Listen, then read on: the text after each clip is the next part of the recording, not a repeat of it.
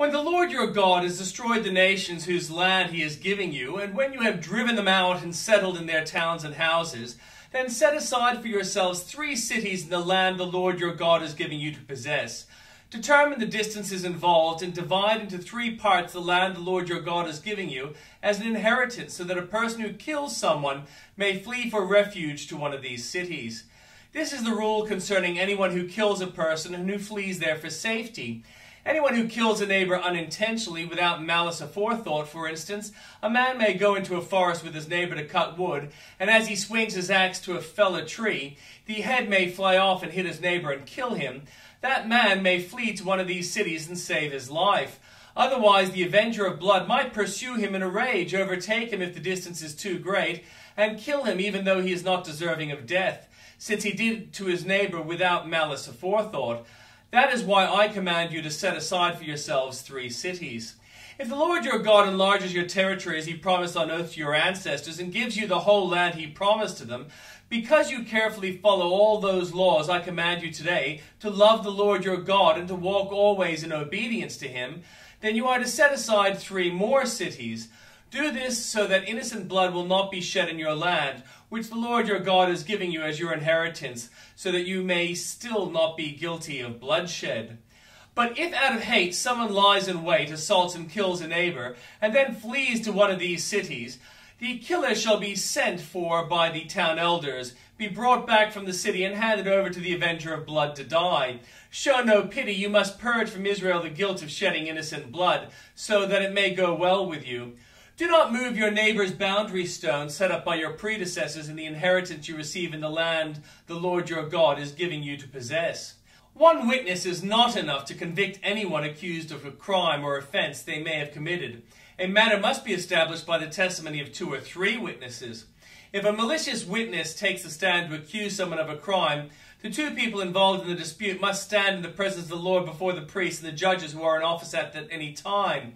The judge must make a thorough investigation, and if the witness proves to be a liar, giving false testimony against a fellow Israelite, then do to the false witness as that witness intended to do to the other party. You must purge the evil from among you. The rest of the people will hear of this and be afraid, and never again will such an evil thing be done among you. Show no pity, life for life, eye for eye, tooth for tooth, hand for hand, foot for foot. When you go to war against your enemies and see horses and chariots and an army greater than yours, do not be afraid of them, because the Lord your God, who brought you up out of Egypt, will be with you. When you are about to go into battle, the priest shall come forward and address the army. He shall say, Hear Israel, today you are going into battle against your enemies. Do not be faint-hearted or afraid. Do not panic or be terrified by them, for the Lord your God is the one who goes with you to fight for you against your enemies and to give you victory. The officer shall say to the army, Has anyone built a new house and yet not begun to live in it? Let him go home, or he may die in battle and someone else may begin to live in it. Has anyone planted a vineyard and not begun to enjoy it? Let him go home, or he may die in battle and someone else enjoy it. Has anyone become pledged to a woman and not married her? Let him go home, or he may die in battle and someone else marry her.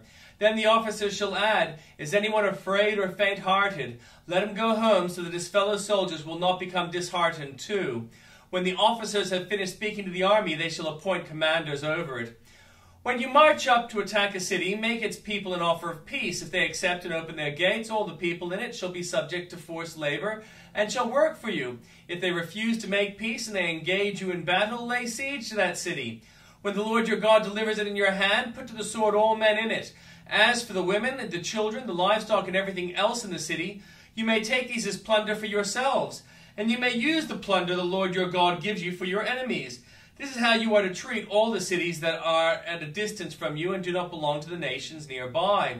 However, in the cities of the nations the Lord your God is giving you as an inheritance, do not leave alive anything that breathes. Completely destroy them, the Hittites, the Amorites, Canaanites, Perizzites, Hivites, Jebusites, as the Lord your God has commanded you. Otherwise they will teach you to follow all the detestable things they do in worshipping their gods, and you will sin against the Lord your God.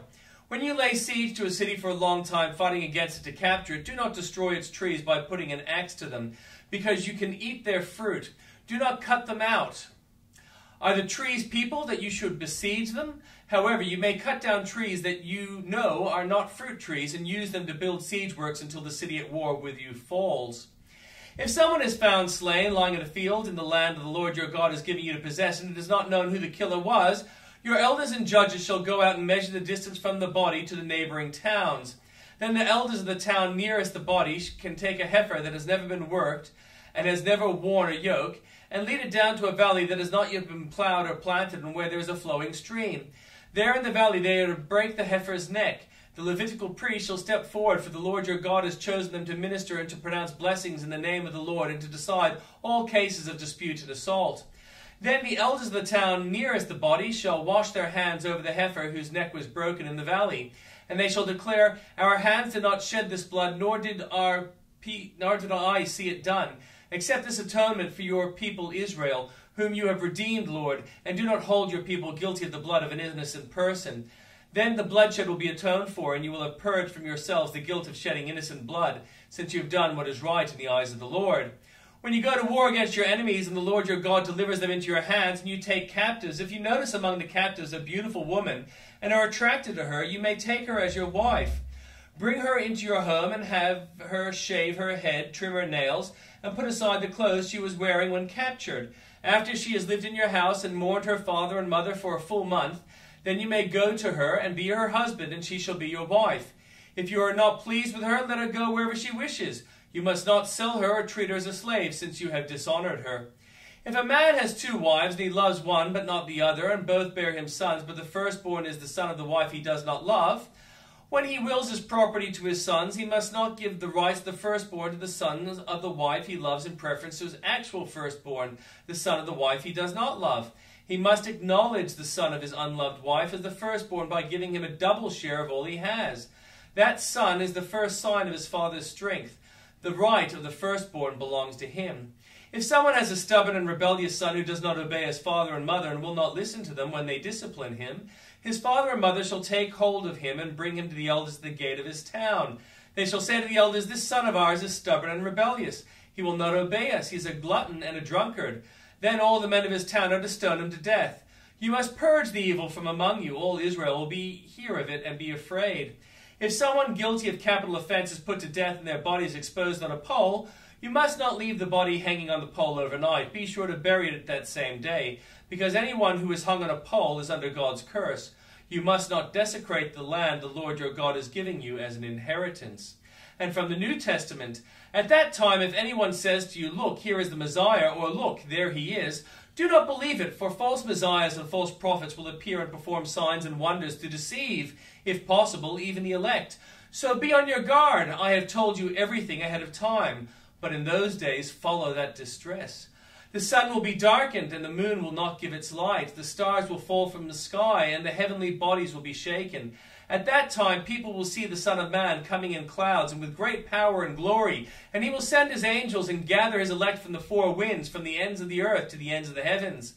Now learn this lesson from the fig trees. As soon as its twigs get tender and leaves come out, you know that summer is near. Even so, when you see these things happening, you know that it is near, right at the door. Truly I tell you, this generation will certainly not pass away until all these things have happened. Heaven and earth will pass away, but my words will never pass away.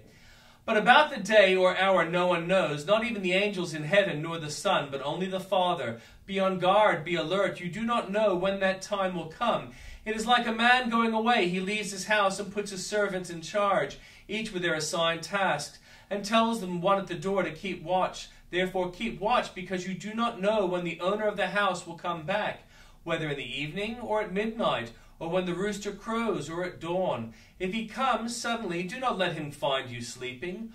What I say to you, I say to everyone, watch.